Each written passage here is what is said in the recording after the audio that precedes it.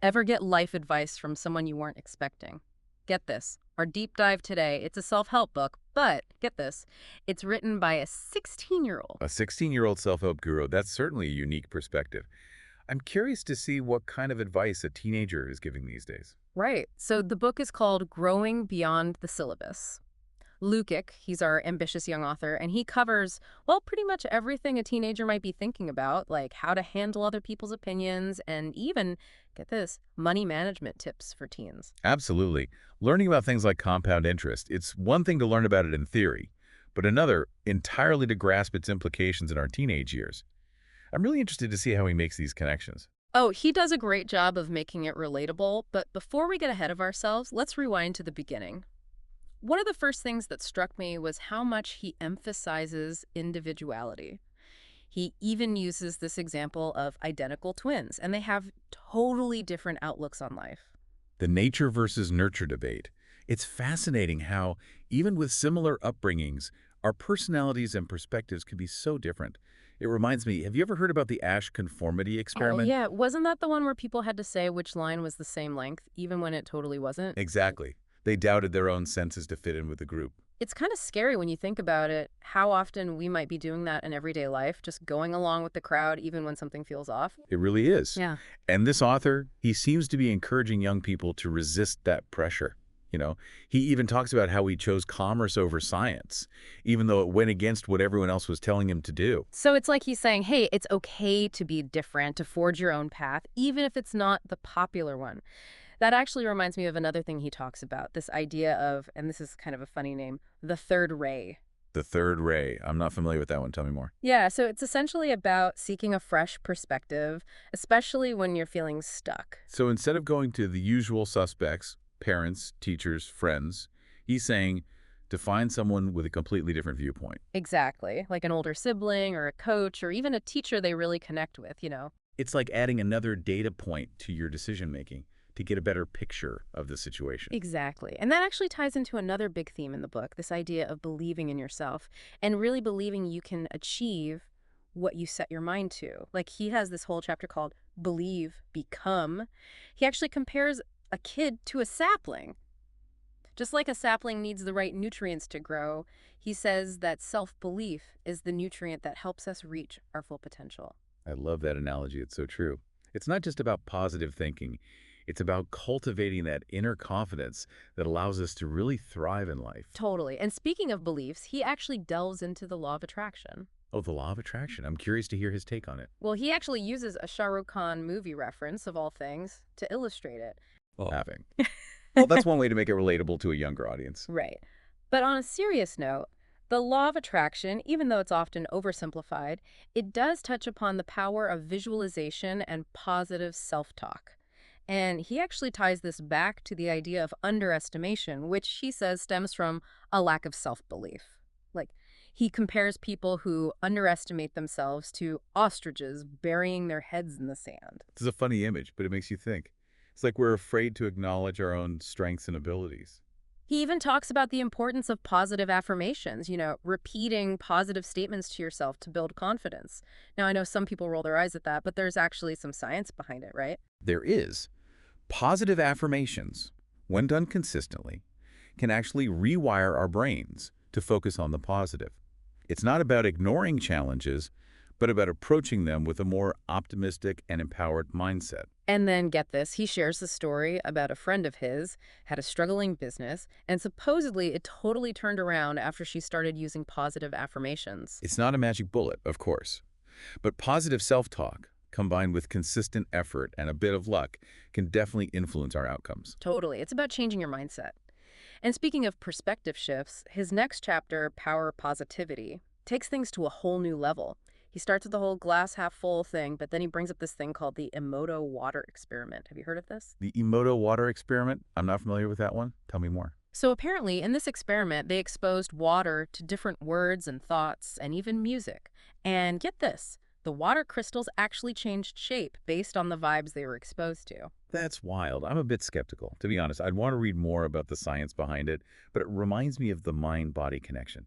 Like, even if we can't literally change water crystals with our thoughts, the idea that our internal state can impact ourselves and the world around us is pretty amazing. It really is. And he doesn't just leave it at water crystals either. He goes on to talk about how a positive attitude can impact our resilience, our relationships, and even our ability to achieve our goals. It makes sense. Our attitude really does color everything, doesn't it? It really does. Okay, so we've talked about the importance of individuality, seeking guidance, believing in yourself, and the power of positivity. Ready to dive into his next chapter. Absolutely. It sounds like we're just scratching the surface of this teenage guide to life. Yeah. What other wisdom does he have in store? Well, we covered a lot of ground in that last part, didn't we? He's got us thinking about everything from individuality to the power of positivity. It's a lot to take in, and we're only just getting started. Like in his next chapter, React versus Respond, he gets into this whole thing about how we handle pressure and criticism, even our own mistakes, the stuff we all struggle with. Oh, absolutely. That's something that resonates no matter how old you are. It's so easy to just react impulsively when things get tough, but learning to respond thoughtfully, that's a game changer. Right. And he starts with this funny scenario. Imagine someone like spills soup on you at a fancy dinner. Do you lose your cool, make a scene, or do you just kind of laugh it off and handle it with grace? I can see where he's going with this, reacting versus responding. It's a great way to illustrate the point. Exactly. And he actually gives us a really practical tool for doing that, our breath.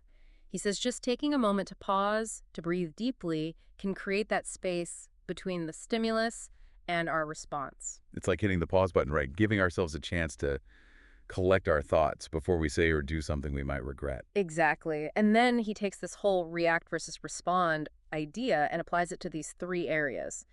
Um, Pressure, criticism, and then our own mistakes. Makes sense. Those are definitely areas where we can all benefit from a little more thoughtfulness. Totally. So with pressure, he uses this analogy of coal transforming into a diamond. You know, how pressure can actually be a catalyst for growth. But I like that it's not about denying the pressure. It's about seeing it as a force for positive change. Right. He actually quotes Ernest Hemingway here. Courage is grace under pressure.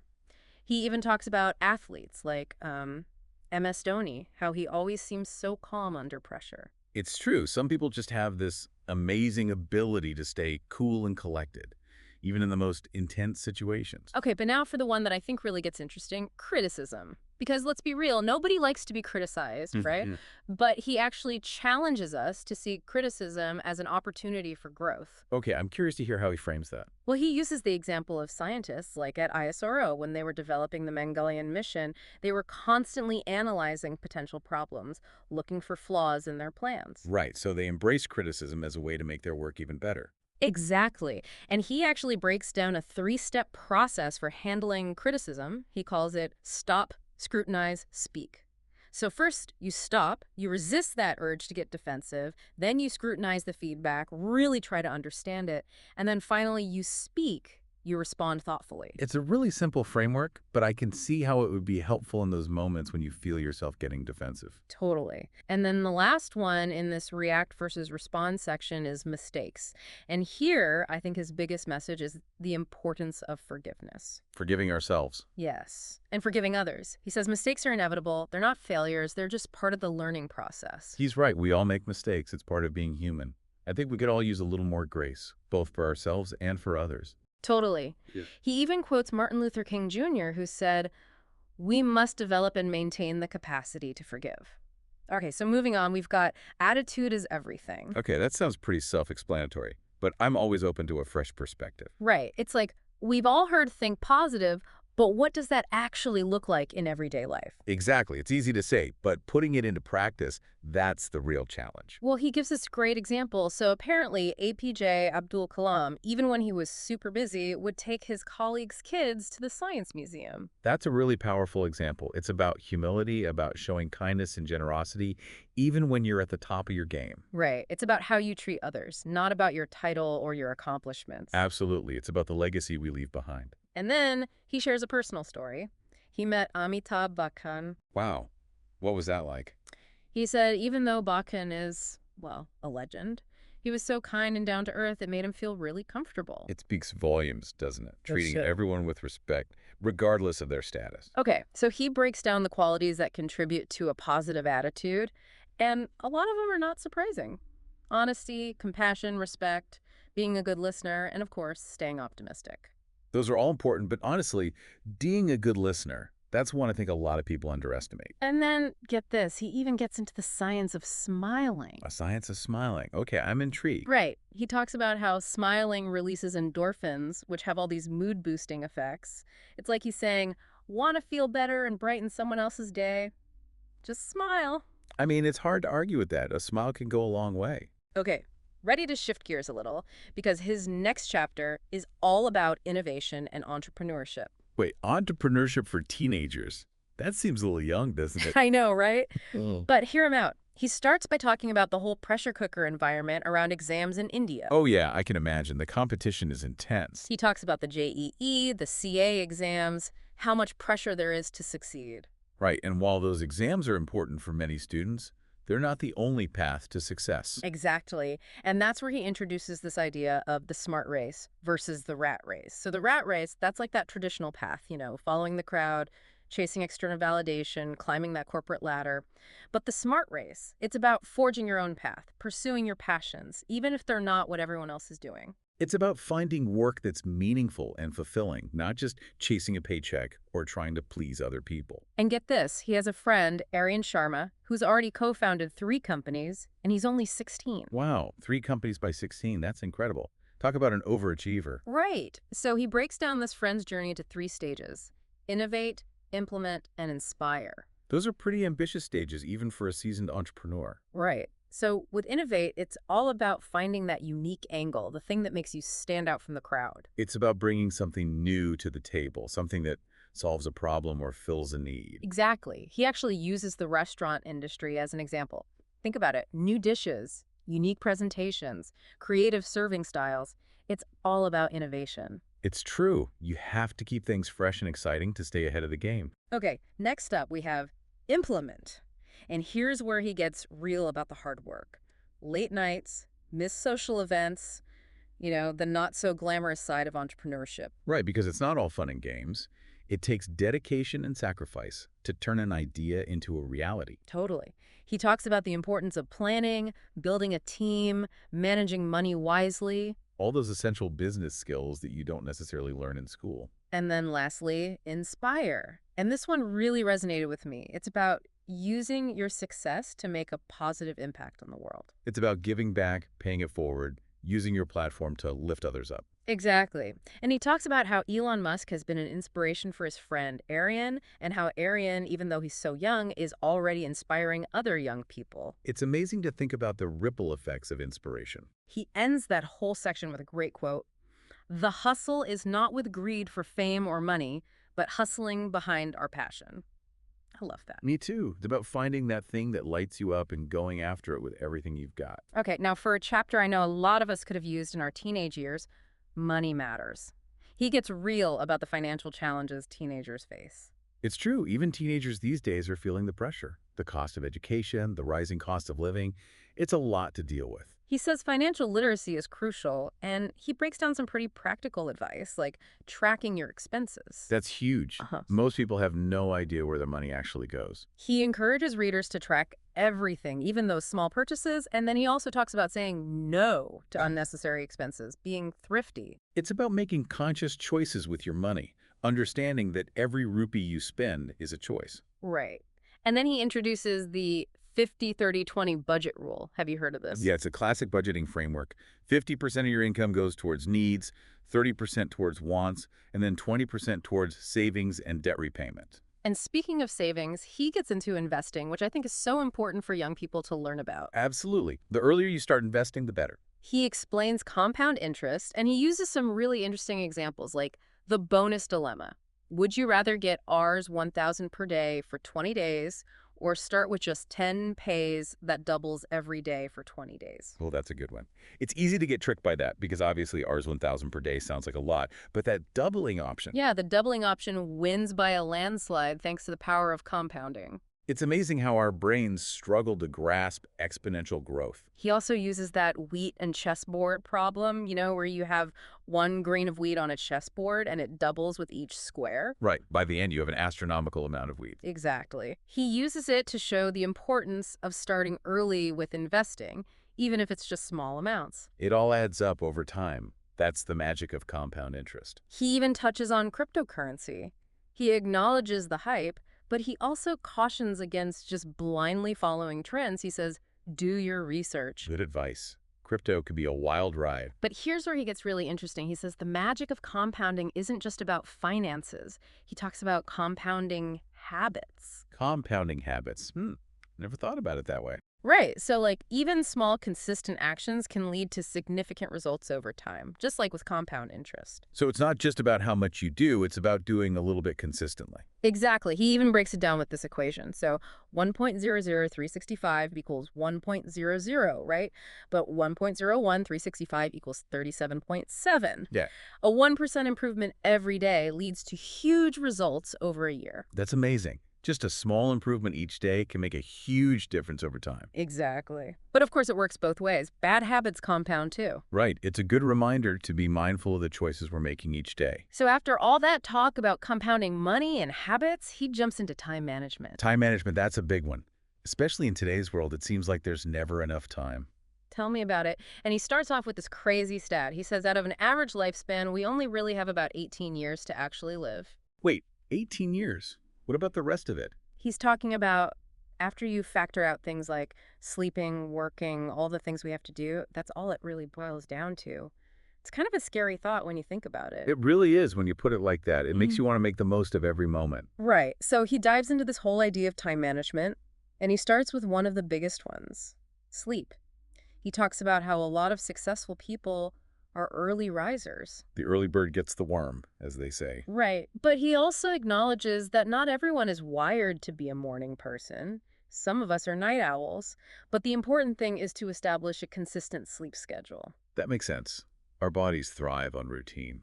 Okay, and then we've got one of the biggest time suckers of the modern age, screens. Oh yeah, the screens.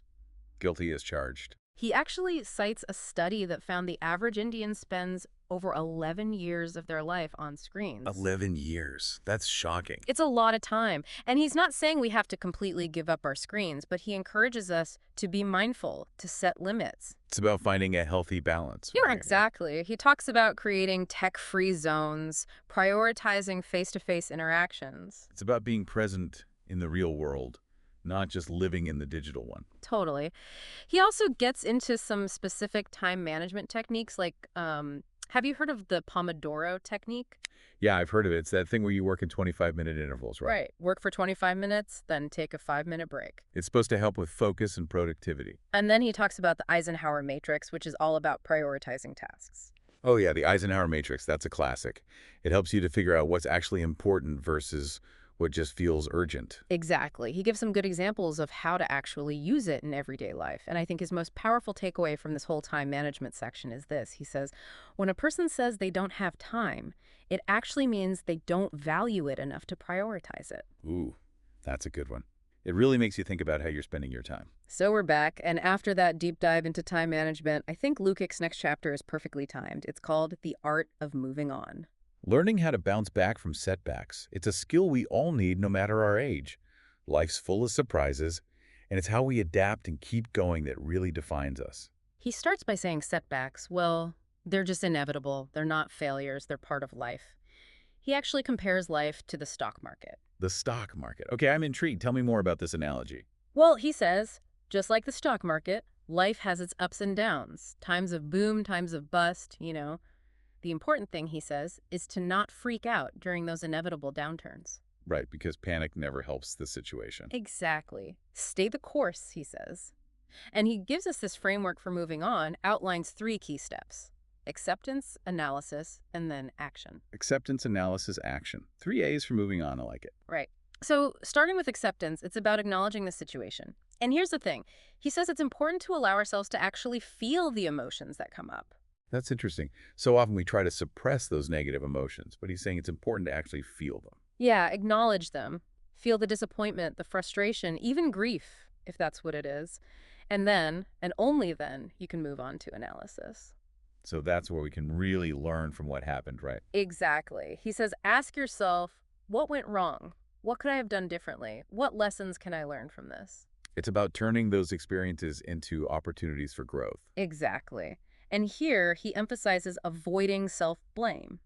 It's not about dwelling on the problem. It's about finding solutions. Right, taking responsibility but not beating yourself up about it. And that leads to the last A, action.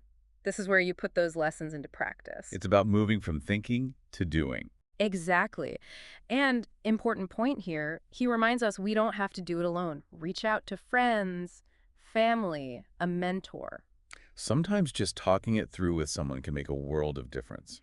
So true. Okay, ready for his takeaway message from this whole moving on thing. I'm ready. He says, moving on is not about forgetting the past, but about learning from it and using those lessons to create a brighter future. I love that. It's about acknowledging the past but not letting it hold you back. Okay, so shifting gears a bit, he has this chapter, The World Around Us, and I think this one's especially relevant for young people growing up in today's world. Absolutely. With all the interconnectedness, the challenges, the opportunities, it's a lot to navigate. Right. He starts by talking about how we're living in this global village. What happens in one part of the world impacts us all.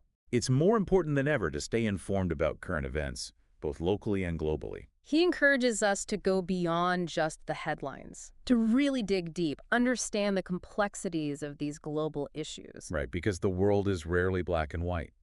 There are so many perspectives, so many factors at play. And this is where he brings up the importance of cultural awareness and sensitivity. It's about understanding and respecting different cultures, different ways of life. He encourages readers to travel if they can, to experience those cultures firsthand. There's nothing quite like experiencing another culture firsthand. It really broadens your perspective. Totally.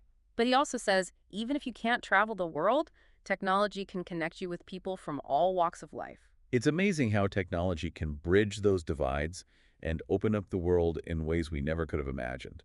Right. And then he brings it all together with this idea of global citizenship. We're all citizens of this planet, and we have a responsibility to each other and to the Earth itself. Okay, so from this global perspective, he zooms back in on the individual with his chapter on digital wellness. I think we could all use a little digital wellness these days, don't you? For sure. And he starts by acknowledging how amazing technology is, how it connects us, how it opens up opportunities. It's easy to take it for granted, but we're living in an age of incredible technological advancement. Right. But of course, there's the flip side. Information overload, social comparison, the potential for addiction. It's a double-edged sword, that's for sure. We have access to more information than ever before, but it's easy to get lost in the noise. Totally. He talks about setting boundaries, creating tech-free zones, taking those digital detox periods. Digital detoxes can be so refreshing, It's like hitting the reset button on your brain. I know, right? It's amazing how just unplugging for a little bit can really help you to reconnect with yourself and the world around you. And along those same lines, he also talks about being mindful of the content we consume online. It's so easy to get sucked into negativity or just mindless scrolling. He says instead of that, why not seek out content that inspires you, that uplifts you? It's about being proactive in choosing to feed your mind with things that nourish you. Okay, ready for another great quote. He says, technology is a tool, not a master. Let's use it wisely, let's use it for good, and let's not let it control our lives. It's a great reminder that we're in the driver's seat. We get to decide how technology fits into our lives. And from technology, we move on to, well, this is a big one, relationships. His chapter is just called Relationships, and he dives into everything from family and friendships to even romantic relationships. The foundation of a happy and fulfilling life, for sure. Right. And he starts with communication. No surprise there. Right. Communication is key in any relationship. He talks about being open and honest, listening with empathy. It's not just about hearing the words, it's about really listening, trying to understand the other person's perspective. And then he dives into those different types of relationships. With family, he talks about the importance of quality time, putting in the effort to really connect. That's huge, especially in today's world, where everyone's so busy. It's about making time for the people who matter most. And then with friendships, he talks about choosing your friends wisely. Surrounding yourself with people who lift you up, who you can be yourself around. Exactly. And then, of course, there's romantic relationships. He talks about the importance of self-love and setting boundaries. Knowing your worth, not settling for less than you deserve. Okay, another great takeaway from this chapter. He says, relationships are a journey, not a destination. Let's cherish the people in our lives, let's nurture those bonds, and let's create relationships that are built on love, respect, and understanding. Couldn't have said it better myself. So we're getting towards the end of the book now, and he has this chapter, and I think this one resonates with people of all ages, finding your purpose. Ah, the age-old question. What am I meant to do with my life? Right. And he starts by encouraging exploration. Hmm. Try new things. He says, don't be afraid to fail. That's so important, especially for young people.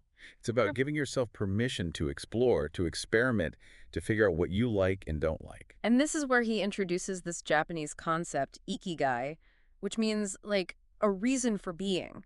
It's about finding that intersection of what you love, what you're good at, what the world needs, and what you can be paid for. It's a really holistic way of thinking about your purpose. He also talks about the importance of mentorship.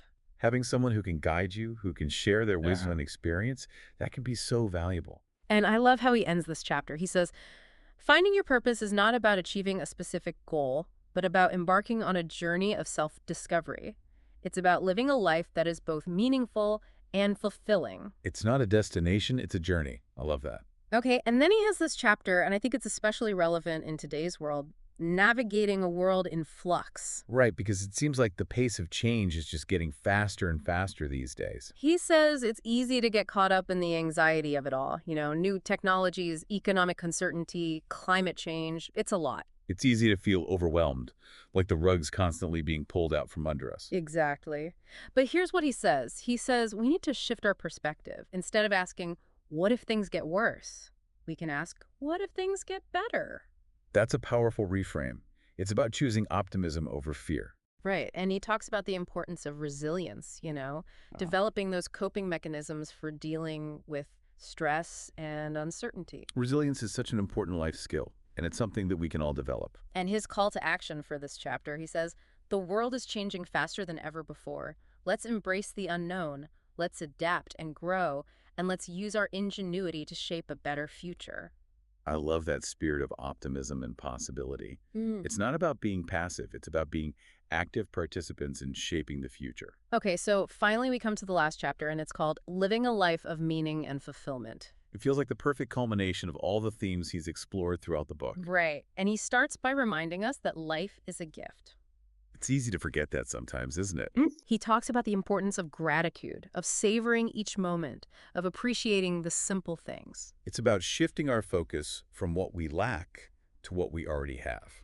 He also gets into mindfulness, being present in the moment, paying attention to our thoughts and feelings. Mindfulness, it's so important, but it's something we often neglect, isn't it? It's about slowing down, being present, really experiencing our lives. He encourages us to pursue our passions, to nurture our relationships, to give back to our communities. It's about living a life that is both personally fulfilling and makes a positive impact on the world. And he ends the book with a quote from Ralph Waldo Emerson. The purpose of life is not to be happy. It is to be useful, to be honorable, to be compassionate, to have it make some difference that you have lived and lived well. Wow, what a powerful quote. It's a reminder that true happiness, it's not about seeking pleasure or comfort. It's about living a life of meaning. It really is. And so concludes our deep dive into growing beyond the syllabus, a 16-year-old's perspective on, well, pretty much everything. It's amazing to think that a 16-year-old wrote this book. He offers so much wisdom and practical advice. It's really quite inspiring. Totally. And I love how he wraps it all up. He says, small changes, when compounded, can make big things in life. It's a powerful reminder that we all have the power to make a difference, no matter how small. Absolutely. So as we wrap up this deep dive, I want to leave our listeners with this question. What's one small step you can take today to start building those habits, the ones that will shape your future? It's a great question to reflect on. And until next time, keep learning, keep growing, and keep striving to be the best version of yourself. Thanks for joining us.